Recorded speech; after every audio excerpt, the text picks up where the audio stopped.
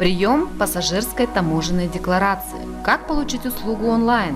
Для того, чтобы получить услугу приема пассажирской таможенной декларации, вам необходимо перейти на сайт e-gov.kz, выбрать раздел «Таможня и налоги», из списка предложенных услуг выбрать прием пассажирской таможенной декларации и следовать инструкции, представленной на сайте. Как получить услугу в государственном органе? Для получения услуги в государственном органе вам необходим определенный перечень документов, заполненная пассажирская таможенная декларация и документы, на основании которых заполнена пассажирская таможенная декларация. К документам, подтверждающим сведения, заявленные в пассажирской таможенной декларации, относятся документы, удостоверяющие личность, документы, подтверждающие стоимость товаров для личного пользования, в отношении которых осуществляется таможенное декларирование, документы, подтверждающие соблюдение запретов и ограничений, транспортные документы, документы, подтверждающие соблюдение условий ввоза с освобождением от уплаты таможенных пошлин, налогов, пассажирская таможенная декларация, оформленная при ввозе транспортного средства для личного пользования на таможенную территорию Евразийского экономического союза, документы, содержащие сведения,